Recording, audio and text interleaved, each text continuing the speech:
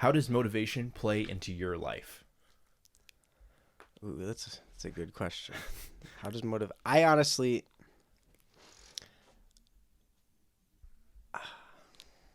I don't think I have enough motivation in a lot of places because I don't have enough discipline in a lot of places. Like I'm never really heavily motivated to do much. Like there's not much that I'm like I need to get this done now. Mm-hmm. There's certain things, but I don't know. I definitely don't have enough.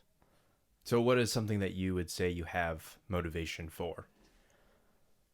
I mean, I'm motivated to go to work because I need money. Mm-hmm. I'm motivated to like, I don't know, play video games. Yeah. Yeah. I'm motivated to just like everyday tasks that I need to do. Mm-hmm. I like laundry, stuff like that. The little things I'm motivated for. Uh-huh. Well, I would say that I feel like doing laundry is kind of related to discipline. I wouldn't say it's necessarily. I am definitely not motivated to do laundry at all, especially with going to the gym. Well, I have like double the amount of laundry I'm supposed to do, and going into the sauna and stuff. I feel like everything is just drenched in sweat, and I don't feel like doing it. So, definitely takes some sort of discipline to get build up the strength to actually do your laundry. yeah. Well, I mean, yeah, and I guess that wouldn't really be motivation, but I don't know. I'm starting to build more and more motivation. Like I've been to the gym 2 times this week. Mm-hmm. I finally started getting back into it, and even just like I went yesterday and did arms, and I was like, "Fuck, that felt good." I enjoyed that because arms is my favorite day to hit. So I think that's really started to ignite the fire in that aspect again, where I want to go to the gym at least 3 times a week already after going twice. So I think, for me, I think that a definition or just like a quote would be motivation is for short-term goals and then discipline is for long-term success. Yes. Because, for example, you're super motivated to go to the gym. Super motivated. You want to get it done. You love the idea of it. But let's say you wake up in the morning, your bed's comfortable, you're tired, but you told yourself you'd go to the gym. That's where discipline comes in. See, I had that happen to me yesterday. Day 2, I'm like, I'm at home. I didn't work today. Haven't left the house yet. Kind of want to just sit at home, eat, not do much. Mm-hmm. But then I was like, I have things to do tomorrow. If I don't go tonight and say I'm going to go tomorrow, I feel like I'm not going to go tomorrow either. Mm-hmm. So I was like, you know what? I need to get up and I need to go tonight so that I don't miss it. Mm-hmm. And then once I got there, that's a great mindset, especially because what I think of it is, what would you today want, or what would you tomorrow want you today to do for yourself? Yeah. So it's like you tomorrow would, you would get there. Let's say you didn't go to the gym, and you'd be like, "Fuck, I didn't go yesterday. Yeah, why didn't I go yesterday?" Yeah. So it's like, I do that to myself a lot. I push something off. I procrastinate, and then it makes the anxiety build heavy, and I'm like, why did I not do this a week ago? Why did I not do this way earlier? And I think discipline also comes when you may have regrets of not going, but realizing that, okay, I may have not done it last week, but I can do it now. I can change. I can still change me in the future. I can help myself out for the future. Yeah. That helps out. For example, with the laundry example, you tomorrow would love to have a full laundry completely done. And I think about that and it's like, nah, I'm not doing my laundry still, dude. Cause like, I hate doing laundry so much, but discipline when it comes to laundry for me is bad. I definitely would not put that in front of anything. It's funny you say that because I was going to ask you, obviously you're very disciplined in a lot of ways. So I was going to ask where some places that you lack discipline are in your life. So laundry is one of them. Yeah. So definitely like household, just chores, activities. Yeah. Doing chores in general, dishes, cleaning my room, unless I'm recording something or making a video or someone's coming over. Showering. You only do that once a week. Yeah. You can tell I'm smelly right now. Didn't put deodorant on. But other things that I lack discipline in, recently, honestly, it's been eating. I haven't been eating healthy. I've been eating, I would say healthy-ish, but not enough. And especially You haven't been eating like I haven't been eating my your calorie surplus. goals or like trying to get my protein. I've just kind of been really pushing it away. I think that's because my goal is kind of like, it's not really anything crazy. Like I kind of have like a very vague goal, and it's just like it doesn't get me up in the morning like, oh, I got to make sure I eat.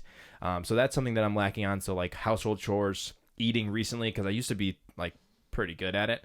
Yeah.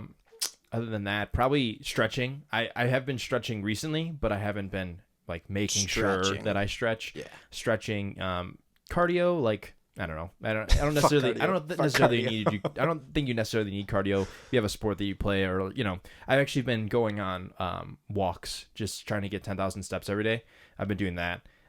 Haven't really followed it up too closely because I haven't really made it a habit yet, but I'm trying to build discipline on that as well. But yeah, those are like the things on the top of my head that I think. Eating is one that I've finally set the goal to start disciplining myself with eating now that I'm getting back into the gym. Yeah. Like I just ordered, because I never eat breakfast. Breakfast is like, if I have the day off, I'll make breakfast food at like 1:00, but I never eat before like noon.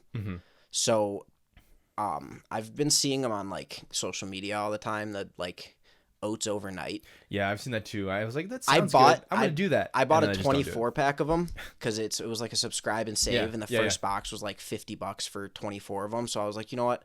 I'll try it. I got like 17 or 18 different flavors, and those are 20 grams of protein each one. And Yeah. I feel like trying to get that down in the morning is a lot easier than trying to go make 6 eggs.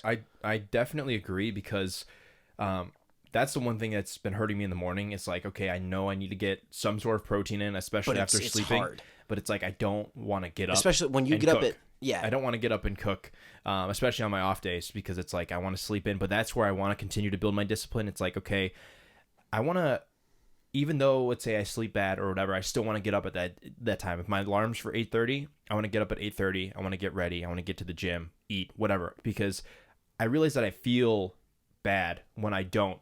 Not like I feel like my body doesn't feel bad. I just feel bad about myself when I don't get those meals in. So I'm really trying to build back that discipline. Yeah. And then you just said something that reminded me of something else. What was it?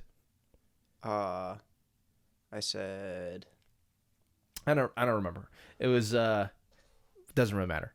But yeah, it was. Oh, I guess it was related to getting up. So like, I've been wanting to try and be disciplined with getting up at the right, like the time that I set my alarm. Even though I'm comfortable or I'm tired or I didn't get my 7 hours of sleep, no snoozing. Doesn't matter. Get up, get to work. Like you're gonna be tired, and that's when discipline comes in. It's like you need to get up and do what you need to do. See, I wish I had the discipline to set one alarm. Mm-hmm. I set an alarm for an hour and a half before I need to leave. I set an alarm for 45 minutes before I need to leave, and I set an alarm for like half an hour before I need to leave. And 90% of the time that first alarm hits, and I'm like, yeah, no, not happening. Go right back to sleep. It's just discipline comes with the reason of like, why am I getting up right now? Like, what's gonna get me up in the morning? And for sure, I'm gonna do it. Like whatever it is. Yeah, on my days off, I usually wake up earlier than when I have to go to work, so that makes sense, because I feel more motivated on my days off to go. I don't have to go to work, so I don't want to waste my day. And then I think I actually remember what it was. So you were talking about the overnight oats thing. Yeah. And not cooking. So like that was been one of my things. It's like I buy fresh meat, rice, like rice and stuff that I actually have to cook, vegetables, whatever. And it's like I go and purchase that, but then when it comes to like, oh, I just got home from the gym, I need to do homework or something. It's like I don't want to spend a half hour cooking. So that's why I want to spend. Honestly, I want to spend a little bit of more money to buy like those pre-made meals, so I have them. Like HelloFresh and those. HelloFresh you still have to cook though. That's the thing. Yeah, so it's like I don't know the other ones that actually like comes pre-made. So you just toss it in the oven, oven, in the microwave or whatever, and it's ready to go. And that's kind of my one thing. It's like kind of got to choose your battles, because obviously those are going to be more expensive. So it's like you either choose your battle of like saving the time that you would take to make the food, or lose that time and make the food yourself. So that's kind of been my thing. That's why I've been actually buying more frozen stuff, because it's easier to just like pop in the microwave for a few minutes and get it done. And that's why I think, I don't know, it's been tough. I think to become more disciplined, I think I need to try and do that. I think I need to just get in the more habit of eating even the frozen stuff, just so I have my eating back down. And then once I, maybe have more time or have the, built that discipline to actually When you graduate next July, yeah, August. then I can make my own my food again. I mean, when I get the box of them, the oats overnight, I'll give you a couple of them because I got 24 of them, I think. And It's just like, I feel like everything's such on a time slot nowadays.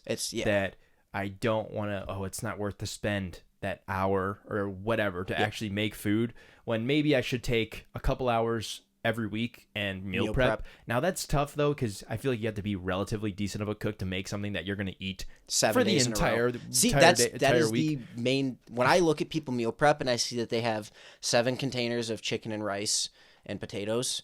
First of all, how can you eat that 7 days in a row? Second of all, that 5th, 6th, and 7th day, I would not trust eating that. Even if it's still good, I don't think I could eat 5-day-old, 6-day-old, 7-day-old chicken, especially if it's just like plain chicken, like boiled chicken or baked chicken with salt and pepper, because that's what you see a lot of the time, because you don't want to add the calories from seasoning it or breading it or Yeah,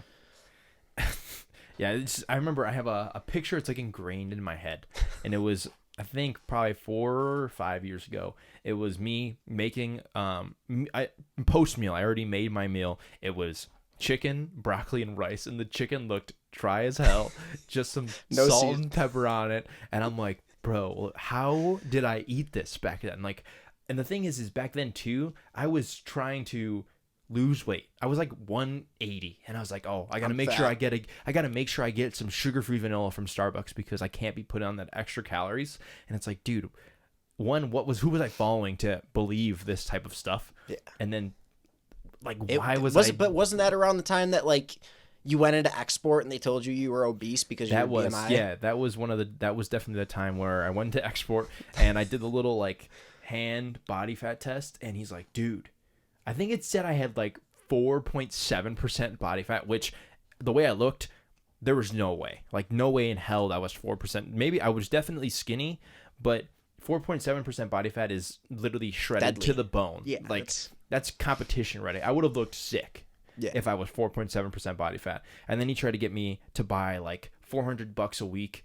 of personal training. And then on top of that, he was like, dude, this is when after I won the money from Fortnite, dude, you just won all this money. Why don't you like use it for something good and benefit yourself? I'm like, what the hell? And I was like, I just want my free day at this gym. Just let me have it, and maybe I'll talk to you after. And he's like, yeah, sure. He held on to my ID, and I went and worked out for probably 15 minutes. And I was like, nah, dude, can I get my ID back? And I was so anxious, and I left. It was like so bad. Like export. I hate export. It's bad. It's really bad. I had an export membership going into COVID, and like you couldn't cancel it during COVID because you either had to send them a letter in the mail, or you had to go into the gym, and the gym was closed because of COVID. So I couldn't cancel it, and then the moment they reopened the gyms, they started charging, and I got charged for 2 months. And when I got the membership, it was like the $34 membership, but they gave me $10 off, so it was only $24 a month for the lifetime of the membership. And then when I went back in, I'm like, you guys charged me more than you were supposed to per month. You charged me for 2 months. I couldn't even cancel it because I couldn't come in. Can I have a refund? And they're like, no. So I took the key fob and just threw it on the floor after they canceled my membership and walked out. Dude, and then on top of that, I canceled my membership as well when I went there. And then so I went to the one in wherever, a different one, not the one that we went to usually. And I got like a whole sheet that said, yep, you cancel your membership or whatever. And then I got charged again. And I was like, what the hell? So I think I ended up getting a refund, but they're like, make sure you go into your store and like make sure with them. And I was like, yeah, I canceled my membership or whatever. Here's the paper. They're like, yeah, they just never put it in. I'm like, dude, what? Like, how do you just not put that in? Yeah. So I can only imagine that people go in, same situation like us. They say they cancel it, and let's say they don't check their funds relatively often. They probably just keep getting charged and charged and charged. I mean, gyms make money off of that all the time. People, sign up for a membership and then don't even use it. So like they know Yeah, they're they- getting charged. they They're do just like, not oh, let I you- have a gym membership, so I actually go to the gym when they really don't. So can you? I could imagine how many people are actually like, I canceled it, but it's not really canceled, and they're continuing getting charged. And they don't let you cancel it. Beside, like, if you could go online and cancel it, it'd be so much Yeah, easier. but that's the thing. That's why they do that, is so you have to take some sort of effort out of your day to try and cancel it. And people are like, oh, it's not worth it. That's a discipline thing. Just do it. Get your money back. Yeah. The same thing with like Fabletics. I don't know if you ever signed up for Fabletics, No. but every month, if you didn't cancel after the first 6 days, you get charged $60 or $50. But you have to re-cancel it every week. You couldn't like cancel it once and be done. It does it every week, unless you like message them in chat or call them to be able to cancel the membership completely. So I can only imagine how many people forget about that charge. They get just charged weekly. 60. They get Yeah, charged. well, it's monthly, but still. But I mean, you get something out of it, but still, like I can only imagine how much money these subscription based companies, even gyms, make off of people that just don't use their product at all, because they're not disciplined enough to go cancel it. Yep, exactly. And that leads into something else that I wrote down. It's building discipline to confront the work that you're supposed to do. So this relates to me because, especially with trying to balance everything with school, it really is hard to figure out what I need to do first. What I really need to focus on first. And it's like, I get all these things in my head, think I need to do this, but it's like discipline to sit down and be like, okay, I'm worrying about it. I should just sit down and work on it. So I had this situation the other day when I had, I wanted to go to bed at 9. It was probably like 8 or so. And I was thinking that the assignment that I had to do was going to take me way longer than I thought, like probably an hour and a half to 2 hours because of the length of the questions and stuff. So instead of actually doing the work, I just thought about doing the work for an hour. And for probably, it was probably like 15 or 20 minutes. Yeah. And I was like, I'm worried, like I'm not going to get this done. I want to do this instead, blah, blah, blah, blah. And then I was like, screw it. Just start working on it. And I started working on it. And it took me probably about 50 minutes to actually finish. And that's just like, you get all this anxiety of like, oh, this is going to take so much time. But that's all, it's all built up in your head. It's not actually going to happen. So you just want to building the discipline to realize like you need to just do it no matter what it is. Even thinking about cleaning your room, doing your laundry, once you actually get into that, you kind of get into like a flow state, and then you actually tomorrow's perform. You would appreciate it. Yeah, exactly. Because I mean, the thing is I wanted to submit it because with all the work that I've been trying to do, sometimes I've been getting like not very good grades because I just decided not to do it. I don't have the time to do it. Now I should have built more discipline to make the time to do that. Yeah. But sometimes I would just not submit it at all. So this time I made sure I at least got some points for it. I worked on it to my best ability, but I was like, you know what? I did enough. I'm just going to get through it and finish it. So it's just like, so I think there was this quote that I remember. It was from Modern Wisdom, and I don't remember exactly what it is, but it's about doing the thing. So it's like thinking about doing the thing isn't doing the thing. Talking about doing the thing isn't doing the thing. Tweeting about the thing isn't doing the thing. The only thing that is doing the thing is actually doing the thing. And I think that's a really simple way to put it, because you just need to get to work. You need to build that discipline to actually get to work and get it done. I did also, I wanted to ask where, this is a little more like personalized question. Mm-hmm. Where did you find the motivation? Because personally, I still think about this and I'm like, I don't think I could ever do it. Mm-hmm. Where did you find the motivation to get into the ice bath for the first time? Because I think I'd rather like die. I despise cold water. So there was definitely a process with an ice bath. Dip your toes in I definitely started with cold showers. So I started my journey with cold plunges and stuff with cold showers, because you could definitely jump into cold plunges for sure. But doing a cold shower, if you're not willing to do a cold plunge, is definitely the first step, because it allows you to obviously build up that tolerance. But the ice bath, it's just so much worse. It's it just really instant shock. I feel like it like paralyzes you. It is so much worse. So, starting out by doing half hot shower and then the second half, maybe 30 seconds of cold is fine. That's actually, I do that. I've started to like I like getting my shower up to the top, like as hot as it'll go sometimes. So like I'll stand in the hot water when I'm done for 4 or 5 minutes, and then I'll turn it down to like halfway to the coldest setting or almost the coldest. And I can bear that. It's just the shock of going from the initial shock is the yeah. worst I part. don't like So and then to going back to like your question, it sounds dumb, but I definitely wanted to be that guy that told people about it. Not telling people, but like people see me doing the cold plunges and they're like, hell no, I could never do that. Just letting people know that I could do that. Letting people know that you're better than them. That's such a bad reason for it.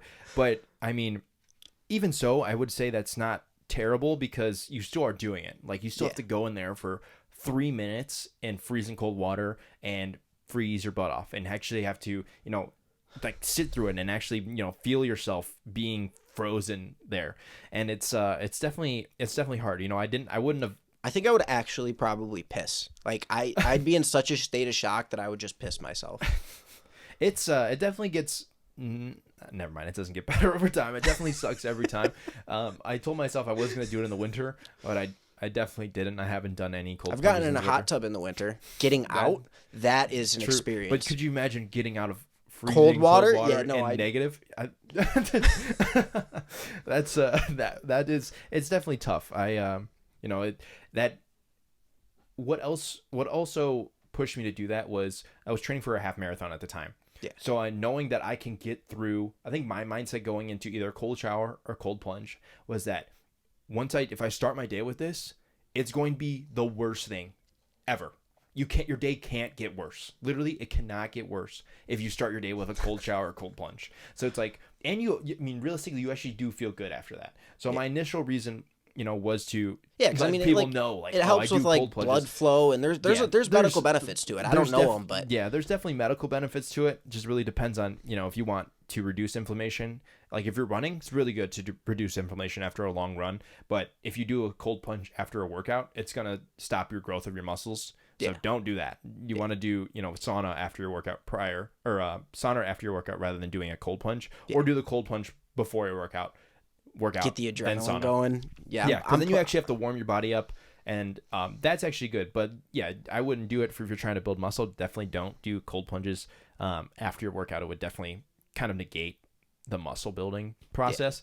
But yeah, like learning how to be disciplined enough to sit there in freezing cold water for 3 minutes carried over to my half marathon because especially because I hate running. I hated running. I mean, I do like it more now, but I hated running at the time. When I started running, I was like, or when Neela bring up the idea that she wanted to do a half and she wanted to do it with me, I was like, running? Like I always hated running.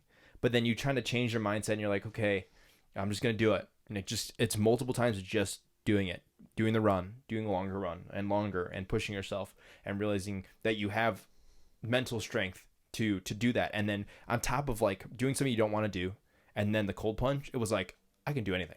I can sit there for 3 minutes, I can go run a half marathon, and I did. So there's definitely reasonings behind it, but it definitely helps out with multiple factors in your life for sure. I mean, you have the ice bath outside, do you get in with your phone like what, like, or do you just sit there and think like, fuck, this is cold? I would record my ice bath, so I would use my phone. But then I would also use like the photo thing where you like slide it over and you can record and listen to music at the same time. Yeah. So because I wouldn't post the audio of it. So sometimes I would listen to music, and then sometimes if it's like, okay, I need to push myself today, you just dead silence. Sit in there and think, dead silence fuck, and this think. is cold. Yes, exactly. So there's definitely both ways work.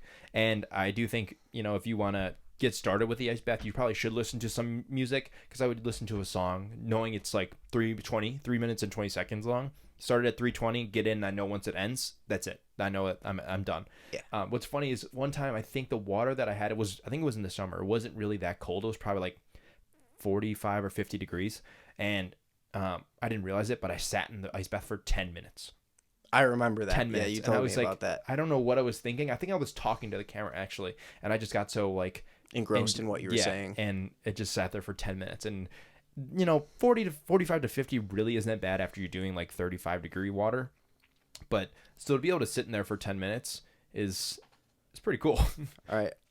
So next winter, Should me and you, I can't believe I'm going to say this right now. Should me and you go do the Lake Michigan Dude, plunge? Let's do it. Let's do it. Yeah, mark it down. We're going to do the Lake The Michigan. Lake Michigan cold plunge in the middle of January. Dude, that's going to be crazy. The water's so cold now. It's even in the summer, it's cold. Yeah. It doesn't warm up at all. That is. I hope they let you park, like, close to wherever you walk in. I have no idea, dude. Because if I had to walk, like, 3 miles back to a parking spot after doing that, I'd probably go hypothermic. Yeah, dude. Like I'm down. We can definitely do that. I think I'd rather do that than run a half marathon, though. You think so? Yeah, I don't know. That's so hard. I mean, because those are two things. How many minutes of pain? Probably only a few minutes of straight. Versus 2.5 hours of running. Yeah, 2 hours of running. You can get it in 2 hours. I did it in but you're an hour and freak 51 of nature. minutes. When I signed up for it, I put it down that I wanted to run it in 9. I wanted to do an average of 9:30, and I ended up doing an average of 8:30 with I think 2 months of training. I don't think I even really trained. I definitely didn't train to the extent that I should have. Like, I told myself I want to do it again this year, and I want to actually train for it because I want to try and get under 8 minutes. But yeah, I want to try to get under 8 minutes. But that's also going to require, motivation and discipline to, actually be able to train and do that. Yeah. Now, I think if there's factors, factors for me that would lead to motivation, would definitely be listening to anime stuff. Music in general would be kind of cool, and kind of just realizing, who I could be helping, or how would I say this? Not that I say I look into life or death situations, but just knowing that I can, if I need to perform in some specific environment or whatever, I'll be able to do so. You can run 14 miles from zombies if The Walking Dead ever happens. Yeah, but you don't have to run. They just walk. Walking Dead zombies, they just walk. I mean, well, yeah, but who said? Well, not necessarily The Walking Dead, just zombie apocalypse. Oh yeah, that's a funny discussion because it's Walking Dead zombies were good. You don't have to worry about them. Yeah, but if it's Left 4 Dead 2 zombies, Left 4 Dead or World War Z, or even Call of Duty, Call of Duty zombies would be bad. What else? Yeah, you get one Halo, at you. the infected or whatever it is. Oh, yeah. What are they? I don't even remember what they're called. Yeah, that would be bad. I tell myself that I would survive in a zombie apocalypse, but for how long though? Because it's the apocalypse. Really, it doesn't end. Really depends on. I think. Are you going to survive until you die of old age? Maybe. I think so. I can run a half marathon. I can get an ice bath, so I think I can survive zombies. Okay, this is going to be more of a scientific thing. So this is actually a recent study or something that somebody came out with, and there's this thing called the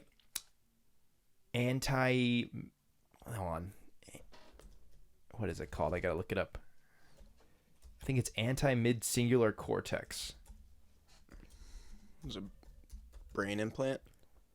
Yes, anti-mid-cingulate cortex. So this brain area in your head basically gets bigger depending on if you are doing something that's hard and you don't want to do it.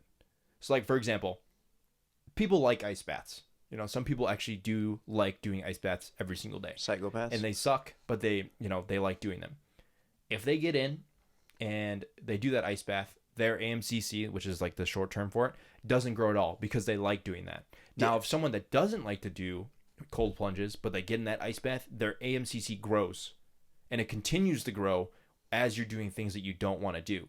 And this is something that they've studied to show that it builds willpower, and willpower I think leads to discipline because as you believe in yourself to do more and more, this part of your brain pushes you to do have willpower and think you can do more.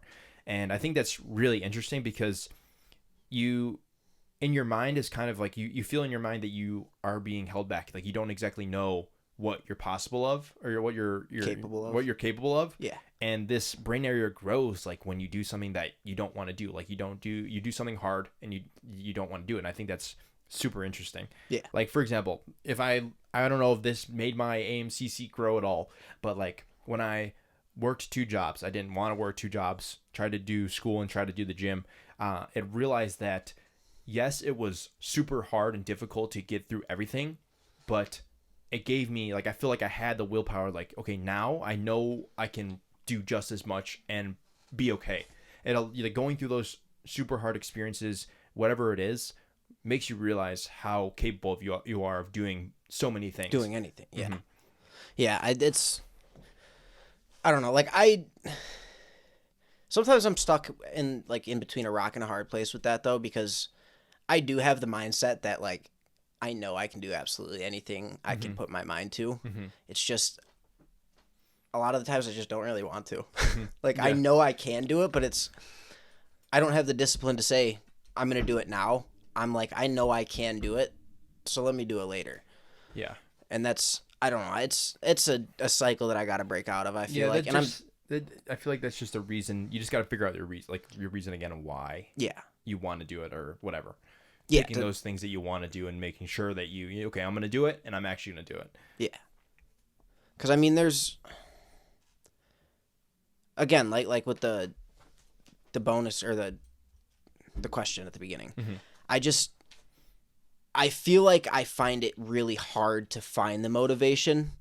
Because, I mean, like, growing up, I was always scared to be motivated towards something because I didn't know if it was the right thing to be working towards. So, like, I never really had a set plan on, like when you're growing up, everyone's like, what do you want to be when you grow up? What field do you want to get into? What interests you? And I never really know, because the only thing that my mind was on was, like, I want to do something that I'm going to make enough money to be stable and comfortable and have fun. Like, I want to make a lot of money, but I don't know the best path to take to do that. And it was almost like I was scared to ask. Yeah. And because with a career like that, I feel like there's not many people you can ask. Like, you can't ask your teachers or your parents because a lot of the times they're going to be like, go to college, go work a 9-to-5 somewhere. Yeah, and they want you to do the safe thing. Exactly. And usually the safe route isn't necessarily the right route, because if you're going to do average things, you can't expect to be more than average. Exactly. And so it's like they don't necessarily want you to do better than them, so they want to push you in that, the route that they think is good, when in reality it's most likely going to be the average route, like the safe route. And that's not usually the way people should grow up, or people should learn how to do things. Because, for example, there's a thing, it's like when you get to the point, let's say you're doing something, homework, school is really hard, work is really hard, but you're trying to get either a promotion or get a degree, and there's some things that people just give up on. Realizing that at that part where it says this sucks and I'm thinking about giving up, realize that that's where everyone else gives up. And that's where you need to persevere and push. Exactly, because if you want to be average, then do average things. But if you want to be above average, you can't do something that everyone else has already done. You have to do extraordinary things. They give in at the times that everyone else gives in. They hear someone like, oh, this was super hard, I couldn't figure this out, so I gave up. So you try it and you get to that same point, and you're like, I'm going to persevere, I'm going to do this because I don't want to be like them. Yeah. And it's just kind of like, you get friction in life, and you just kind of have to, fight back against that friction. Like, don't allow it to take over. And this leads into one of my favorite, it's like video or quote from Jocko Willink. Do you know who Jocko Willink is? I think so. He's like a Navy SEAL or former Navy SEAL. Yeah. It's a video. It's called Good. So basically anything that gets thrown at you, it's just like, good. That happened. Somebody called off at work. Good. I say that makes me better. Anytime something bad happens at work, I'm like, good. Yeah. Yeah. It's like you got an extra assignment due at school out of nowhere. Good. Makes me, builds that experience. It's a stepping stone. Yeah. It helps you continue to get better. Doing what you need to do will always continue to get make you better. And I think that video specifically is super motivational, for the fact that it makes you think you can do anything. You just got to make sure you utilize it and turn that motivation into discipline. Yeah. I mean, what are some other, obviously we talked about him at the beginning or before we started recording, actually. David Goggins is one of them. What are some other mentors you think that have helped you build discipline a lot? Because I spent, when I was doing like research and stuff on the topic the other night, I spent probably an hour just reading about David Goggins and David Goggins quotes. Because, I mean, I've heard you talk about him and I know who he is, but I've never really read any of his material or watched any of his videos. I've read both of his books, and he's definitely a great mentor when it comes to being disciplined. Obviously, his life was really bad. His life was fucked up. Yeah. So it's different coming from, he couldn't read and write until the age of like 16 or 17. So he has like completely different motivation, discipline. He basically doesn't even believe in that. It's like he has to do it. He has to learn to do it. Jocko Willink is also a really good guy. Yeah. When it comes to that, there's another guy, I think. There's one more or a few more. I don't remember them off the top of my head, but definitely David Goggins and Jocko Willink are the two guys that I can remember for sure that are off the top of my head. Other than that, it's just kind of like random people saying quotes and stuff. Yeah. But yeah, it's just like, especially comparing yourself to David Goggins. Not that you should, because he does some crazy shit. But he pushes you in a way that to get you thinking that you can actually do more. That you can do the things that you thought weren't possible. Yeah, and honestly, reading his books and reading about him makes me realize that my life really isn't that hard. My childhood to his childhood is night or day. I didn't experience like any of the stuff that he experienced. And that's when you have to realize that depending on how you grow up, you are privileged, and using that privilege to your advantage. Obviously, like you don't want to purposely go and not eat and make your life hard on purpose. I mean, I guess you really could. I guess going into an ice pledge is kind of like that, but it's kind of just like keeping yourself accountable, and that's one of David Goggins' things is like the accountability mirror. Like making sure you look yourself in the morning and be like, I fucking did that. I didn't give in. Making sure that you and can trust yourself when you need yourself to be there for you. Yeah. And his obsession with being great is like it's unheard of. Like he is one of the craziest insane. people I have ever. Yeah. He's one of the craziest people to ever walk this planet. Yeah. Honestly, I don't know if I'm surprised there hasn't been anybody else that's kind of obviously tried to show him up. Yeah, but. I mean, his accomplishments, he did like that Guinness World Record for the most pull-ups in like one day or 24 hours or something. It was like 2,400 or something. And that's just to be able to think like, okay, 100 pull-ups an hour for 24 hours in a row. And they have to be like actual full. Yeah, like that's terrible. And I could not imagine. But that's also his thing is stay hard. Pause. But yeah, his thing is stay hard. Is like make sure you're always motivated and disciplined to get what you need done. Like don't let anything affect you. And that's emotions and stuff. He really explains that you don't want those to affect you at all, because that just they bring you down. Most of the time that your emotions will bring you down in the long run.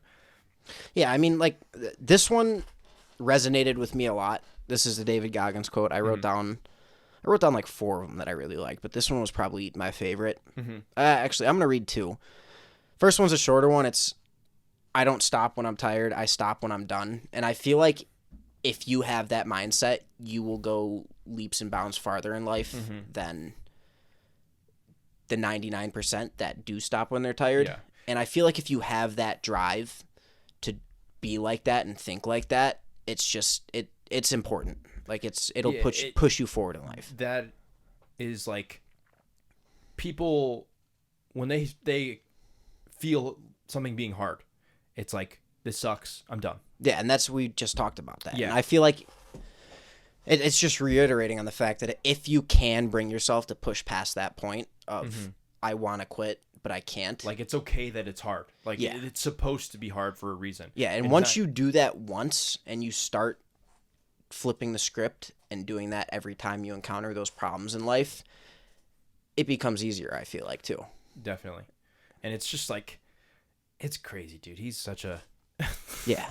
And then... I don't even know, man. The other one I had was the only person who was going to turn my life around was me. The only way I could get turned around was to put myself through the worst things possible that a human being could ever endure. Obviously, that's a little extreme because you shouldn't, as a regular person, be putting yourself through some of the things that David Goggins has done. Definitely not. But definitely still, the first half of that quote is so true. The only person that can turn your life around is you. You have to build the discipline. No one's going to do it for you. You have to find motivation, whether it be intrinsic motivation where you're doing it for the pride of doing it, or if there's extrinsic motivation, which is there's like a real reward behind it, like money or whatever. Yep. You are the one that has to find that motivation and build that discipline and make yourself better, because no one is going to do that for you ever. That's just like motivation definitely leads into motivation and discipline definitely, they go hand in hand. You need to have motivation, I think, to start out, but then you have to have discipline. See, I want to say motivation is a stepping stone for discipline, but it's almost like the opposite, because I feel like you don't find the discipline until the motivation goes away. So you have to lose the motivation to find the discipline. Once you lose the motivation and tell yourself, I'm still going to do this thing, that's when the discipline begins. And I'm just like, I don't know if there's probably not a time frame where you just begin to be disciplined. I think it's just it's different in every aspect, because you're going to have motivation to do things, some things longer than other things. And I think that's when you really have to decide, when is it, is it intrinsic or is it extrinsic? Yeah. Because that's why I think celebrating smaller goals is important, because let's say you have an extrinsic motivation to hit a certain amount of followers or hit a certain amount of money. Like, if you do that and you don't reward yourself for it, you save all this money, but you never spend it. You never spend it on anything. You don't really ever, get to use it. Then you lose the motivation to keep saving. Yeah, because there's like, what's the point if I'm just going to continue to save or continue to not feel good about a certain follower amount or whatever? I mean, that's why you have to have your big long-term goals, but you also have to have the short-term little goals to really to show you where you're headed. Yeah.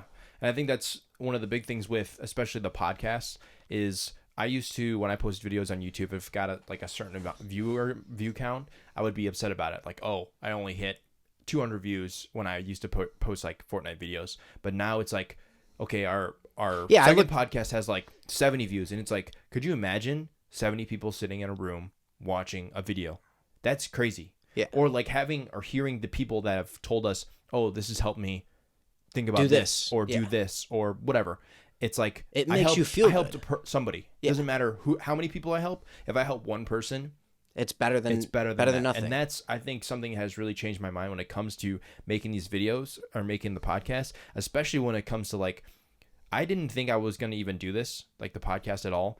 If it was just me, I probably wouldn't have done it. But you also pushing me to be like, let's do it like right now. Let's actually do it. That Saturday night 2 weeks ago when I was like, I was driving down 47, dark road, going 60 miles per hour, texting you, when are we going to start the podcast? And then we recorded the first episode that night. Yeah. And it's just like, we did the thing. We actually did it. And, motivation also can come from, I think, friends. I honestly didn't even really think about it, but it comes from the people around you. If you have people around you, you're going to build you up. Yeah. There was this, I think it was from, I don't know what book. It might have been from the David Goggins book, but he called it, "Who do you have in your foxhole?"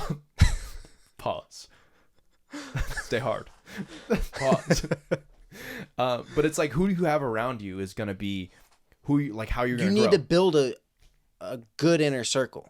You need to build people that are going to push you forward and not make you. And that's why I have been very adamant on like, okay, if I notice that this person is not providing any value into my life, I might not spend as much time with them, because I would rather spend my time with someone that's going to make me a better person. Yeah. I think that's not a bad thing. I do think you should realize who is helping you out and who wants you to succeed and who wants to be by your side when you're, when the going, what is it called? When it gets tough, when it gets tough, the tough get going. Yeah, exactly. And it's like who you have next to you, no matter what the situation is going to be who you go to war with and who is really going to make you a better person. Yeah. And that's why, doing hard things with people, for example, it's like you build a great connection when you're suffering in like basketball practice or something, or baseball practice, running freaking pole to pole. Do you remember with Teschner that one time? Yeah. Oh my God, that was so one of the worst experiences of my life. So bad. But like the connection that you build with your teammates when you have to suffer through however many, what is it called? What are they called?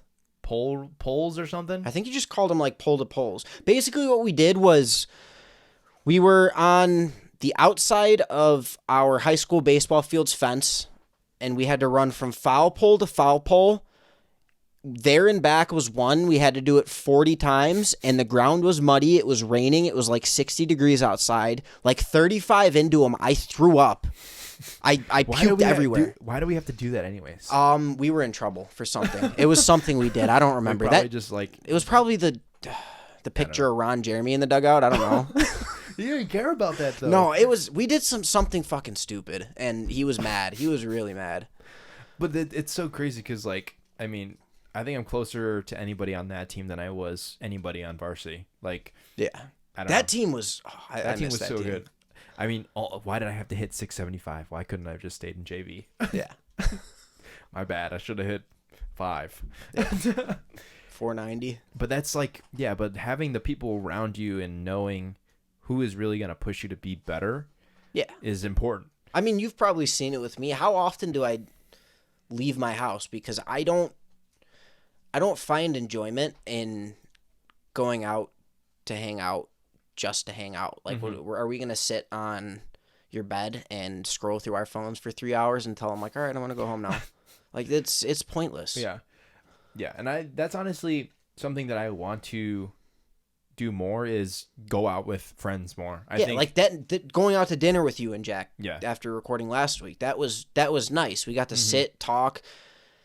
That was something worth doing, but just hanging out to hang out, I feel like there's no real gain in it. Yeah, I feel like it is kind of having specific, reasons to go out and do certain things. Like, obviously you should celebrate sometimes. But it's also, it's having the discipline to follow your values. Like, for me, I don't really like to drink.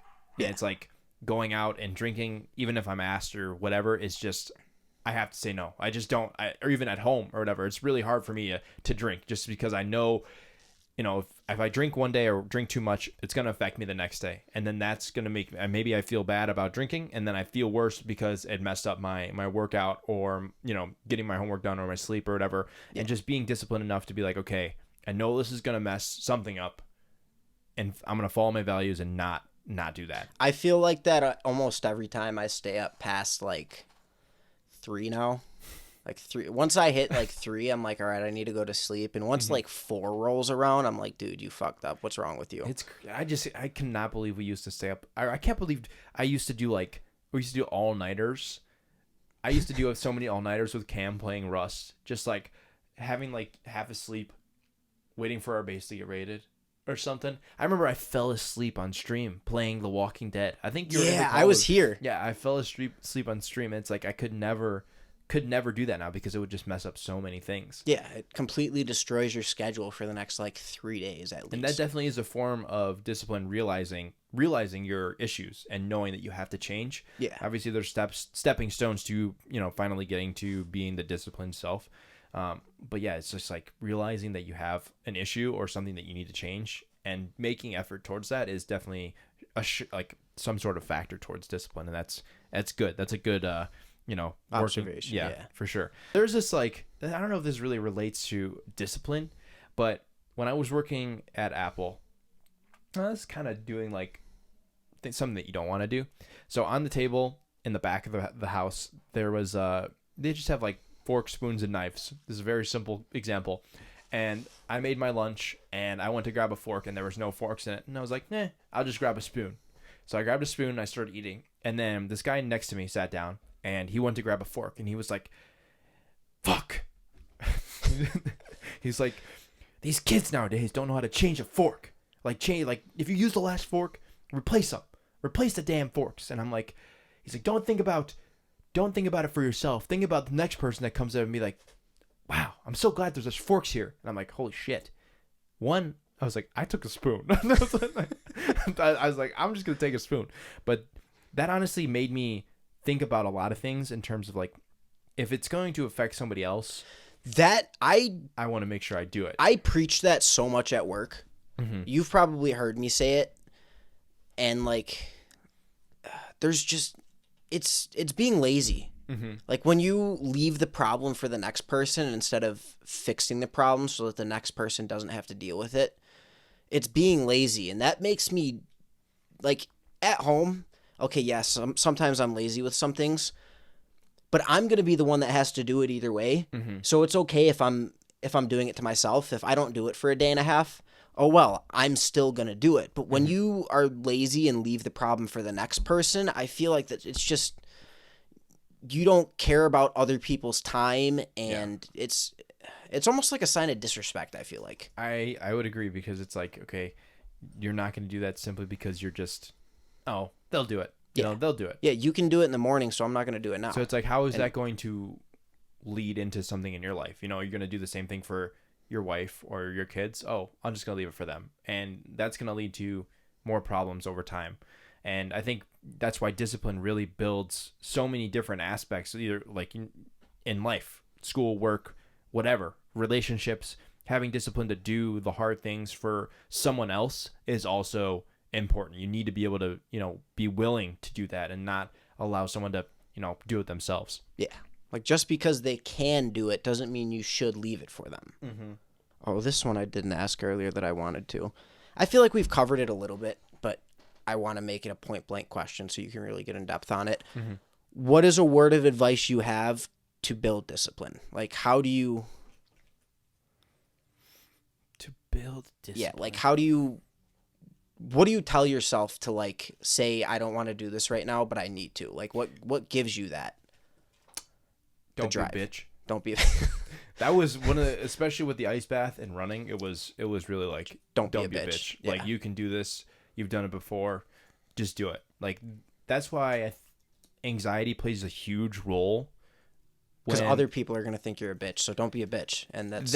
Yeah, definitely that too, but I think anxiety plays a huge role because it's like, you think of this situation that's going to happen.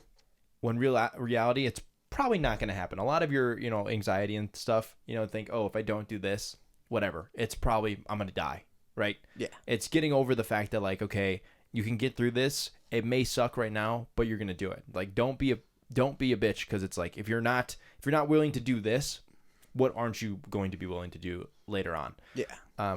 And that's something that really has honestly helped me. It's very simple. Like, don't be a bitch. Like, it's crazy, but it's words to live by, though. It is. Like, you just got to do it, and realizing once you do it once, it's going to get easier over time. Yeah. And I think that's really important.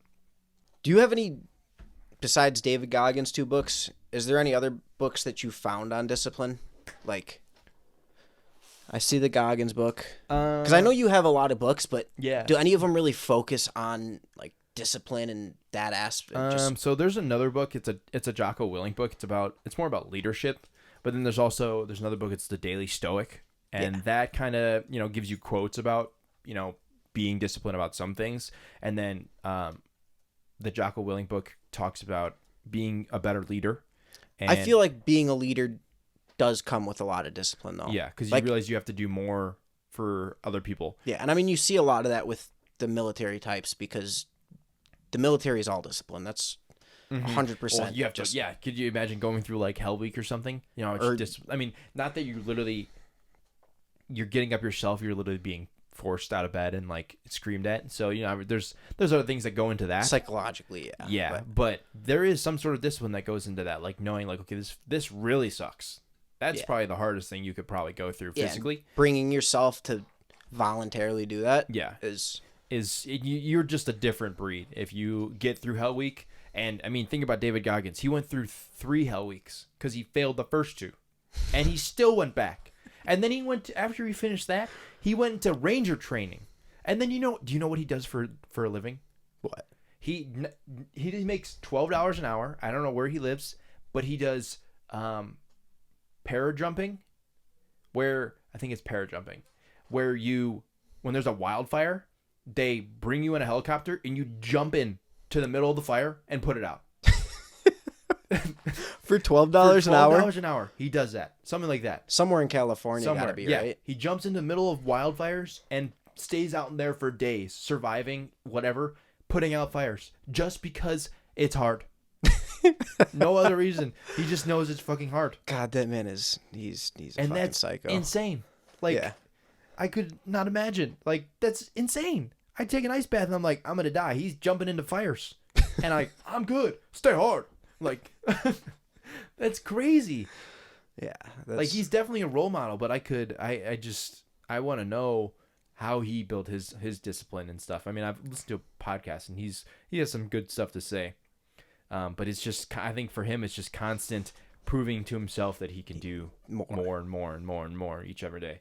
And it's just insane how you could even $12 an hour. I don't even want to work at where we work for 21. Yeah. And it's not even that hard. Yeah. That really makes your, look, it puts shit into perspective. Yeah. It's like your life really isn't that hard. Like, what could you be doing, for less money, or that's 10 times harder? Basically what this quote is saying, I think this is just me like summarizing what I read. It's just never be content. And I think that's something that I learned last year, like really bad, is like never be content. Always be disciplined enough to continue to learn and continue to build yourself, because you can always be better. And I think that goes along with discipline as well. It's like you can always be better no matter what. Even if you mastered something, go master something else. All right, that's actually the point that I was about to get to when you were finished talking. Because I was going to say, if you can always be better, what if you've mastered something completely 100%? Do you really think you can be better at that thing you've mastered? But you just hit the point of, I don't even know where I've seen it, but it's something that I think about a lot with, like, you always want to master a skill and then move on to the next one. You don't want to stay in whatever you're learning. You do not want to stay on that topic, whatever it may be, once you have mastered it. Yeah, I think so. That, I mean, you can even think about it like this. So let's say you master some sort of programming language, Java, C++, whatever. Move on to the next one. There's so many you can learn that will build your career over time. Like, I'm learning Java right now, and I'm learning Python, and I'm not masters in either of them. But being able to be like, okay, I mastered these two, I'm going to go learn C++ after this, or I'm going to go master Excel or SQL. That's just a very basic answer, but there's always something for you to learn, and I think that's how everybody should take a look at it. Once you think you mastered something, do research on it and see if you've actually mastered it, and see if you can do more. Yeah, I mean, like, I'm very interested. I haven't really started learning too much into any of them, but language is very, very interesting to me. Like, linguists, how they understand fucking 20 languages sometimes. That's just insane to me. And I know, like, muy poquito español. Like, I can speak a little bit of Spanish, very, very little. And I am, like, 20 hours of Duolingo into French. So I'm not anywhere near fluent in anything but English, but it's still just very interesting to me. And I'd like to master at least 4 or 5 languages before I die. And I think I'm trying to learn German right now, and it's fucking hard. It's so hard. I'm like 100. Sie sprechen die Deutsch? Meine Deutsch ist nicht sehr gut. Your German is not very good? Yeah, exactly. But yeah, there's so much you can learn, and I think if you're even interested in something, it's worth trying. Yeah. And I think that's where reading and books really come into play, because not only can you learn specific topics, but you can learn so much just from reading a book in general. That's one thing I want to do as well, is I've been telling myself I want to read more, but I always put it off to the side. It's like, if I find some time that I'm actually, not doing anything, that'll be my reading time. See, where it's like, I want to read for an hour each and every day, and that time is going to be an obligation. It's going to be like, okay, I have an appointment today. It's going to be exactly like that. No one can bother me or whatever. I want to read for an hour, and that's going to be my time. You have an obligation to go to the gym or whatever. It's going to be the same like that. See, like, that resonates with me, but in a different way, because I do find time to read a lot, but I read a lot of useless information because I'll find an article about a new planet 127 light years away that we discovered that might have life, and I'll read about that planet for 45 minutes because I hate watching videos to learn things. Yeah. I hate if I can read it over watching a video, I'll always read it because I can read a lot faster than they can talk, so I absorb it faster. But I need to take the time to read useful things over just useless information and facts and things that are never going to benefit me. Mm-hmm. Because I read a lot about like space and like World War II, and I'm in like all the World War and Vietnam subreddits. Maybe we should have a topic on that. World War II in space. I don't have anything to say about that, but maybe I you can could go talk on. for a long time. Yeah, but there's just so much knowledge in reading, all the topics. Like even just reading like fictional books too. Not that there's going to be any like insightful stuff in there. I mean, obviously there's always a lesson, but just being able to become a better reader, even just simply reading, you can do that. That's why I want to do it more. Yeah, I mean the other day, who was it? Someone showed me something on their phone, and it was just like a little short, like it was like a meme or something, and there was maybe 4 sentences, and I looked at his phone, read it in like maybe 3/4 of a second, and was like, oh yeah, I've seen that before. And he was like, how did you just read that so fast? And it's that's so funny because Neela shows me videos all the time, and I'm like, and then, or I'll be watching TikToks with her, and I'll get through like, it'll be like 8 lines. I'll get through like 3 or 4, and she'll swipe up, and I'm like, huh? I was like, how did you read that fast? And that's why I want to, become a better reader, because I want to read faster. I'm gonna read faster than you, Neela. One day, maybe I'll read faster. But yeah, it's just like, I used to hate reading so much, but realizing how much value there is in it, and having the discipline to actually learn something that you used to hate and find the love for it I think it's really important, because it's like something that I never thought I would ever enjoy. Yeah. Especially in like high school, it's like I wouldn't even read. I would read none of the books that they told us we needed to read. To Kill a Mockingbird was great. Yeah, I know. Like I mean, I definitely got the gist of it. I used the whatever it was back in the day. That one, Spark Notes. Yeah, Spark Notes. So I know what those books are about. It's just I don't really. I'm not gonna lie. Most of the assigned books in high school I enjoyed, but they're all cult classics. That's the thing right now is I don't know if I could read a fictional book. I think I like learning. I think I'd rather read nonfiction now, but back then, I mean, when I was in 6th grade, this was the only year they did this, and it was really weird. But so the like English class for 6th grade, they brought all 3 6th grade classes together, and we all had to go into a room, and they had like 8 books around the room, and they were like, okay, go to one of these 8 books, choose one. That's the group you will be in with the 3 classes. The 3 classes will be split by book, not by class, and pick one, and that's what you're going to do, whatever we had to do on them for. And I walked around to all the books, and I went back over to my teacher, and I'm like, Miss Mortensen? She's like, what? And I'm like, I've read every single one of these books. Do you really want me to, I'm not going to gain anything from this. So I was the only, in the entire 6th grade class, not even just my class, I was the only person this happened to. When they'd have that time to go do that portion of school, I got to sit in the classroom and read Harry Potter. Because I was sweet. So far ahead of all of them because I had read every single book already. I think that would be a advice that I'd give to myself as a younger person, is read more and actually just enjoy it. Because obviously reading probably, when you were younger has carried over to reading now. Yeah, I mean, I read so fast because I loved reading when I was a kid. And it definitely has held me back, I think, because, I don't think I'm a slow reader, but obviously there is differences. Probably like average. Yeah. Yeah. I could type pretty fast. Maybe like 20 words per minute.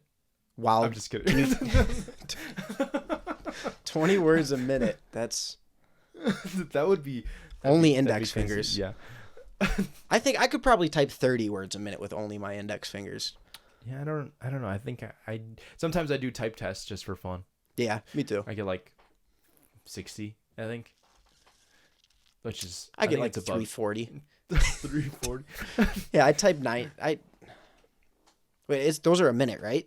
Yeah. Yeah, I type 340 words a minute. Could you imagine? I think the world record was like 250 or 225. Yeah, but I'm him. I didn't feel the need to go to Guinness for it. You don't think so? No. I think we're at about that time. I'll end with this. This will be the last thing. I just brought it up like a few seconds ago. What would be advice that you give to your 16-year-old self?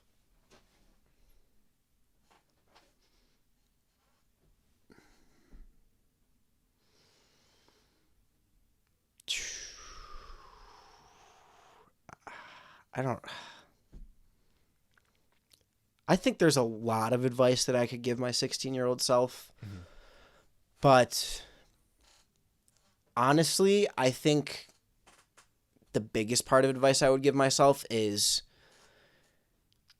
keep your head straight and keep yourself determined and disciplined, not motivated. Keep yourself determined and disciplined and try to do better for yourself, because I feel like 15, 16, 17, that's when I really hit the point of like, I just don't care anymore. I don't care about anything. Because that was, I mean, I had a lot of shit happen in that time frame when I was that age that was fucked up. And it killed like my will to live pretty much. Like I didn't want to get up and do anything that I didn't have to. I wasn't living. I was just surviving, going through the motions of what I had to do every day to make it to the next day. And that's all I did. I did the bare minimum and that's it, because that's in my head. That's all I needed to do, because I didn't want more, because I was at such a low place. So yeah, just keep my head up, keep myself determined and motivated, and know that the grass is greener on the other side. Actually, I don't think that's the right quote for that, because I'm pretty sure that's saying. No, yeah, that is. Yeah. It's like it'll get better. Yeah, exactly. Yeah. Yeah. I think if I was to give advice to myself, it would be don't quit basketball. Don't. Yes. I would think it would be don't let someone tell you what you're capable of, because there were so many people that I, was told by, or I believed, other people that told me that like I'm not capable of doing this, not capable of doing that. And I think really being true to yourself and knowing that you're capable of anything, and having that, will to do something. That's how you fall into that average life. When you let other people tell you what you're capable of, that's when you fall into the cycle of, I may not be capable of doing this, so I'm going to stick with the safe route instead.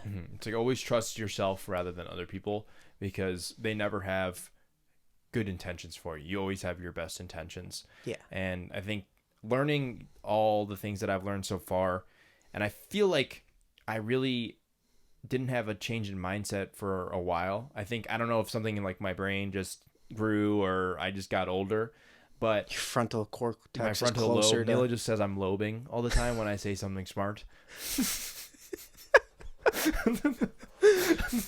But yeah, it's just like fully believe in yourself, and just because something is hard, know that you'll be able to get through it. Like you'll be able to get through it, and it'll make you better. Yeah, know that it's worthwhile. If something is difficult to do, it's worth doing. My family, my dad, my grandpa, all my uncles, their favorite thing to say to me growing up was pain is weakness leaving the body.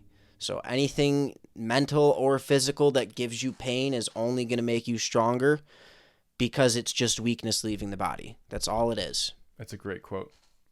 I got to write that down. Yeah. I think on that note, that will be the end of the 3rd episode. Appreciate you guys watching. Thank you. Don't be a bitch. Don't be a bitch. Thank you for spending your time here again. Yes. Make sure you guys check out our Instagram, TikTok, YouTube, Apple Podcast, Spotify, all the above. They'll all be in a link tree on the Instagram. So if you can find the Instagram, you can find them all. Yep. Appreciate you guys watching. Make sure you like, comment, and subscribe. Hit that notification button, and we'll see you later.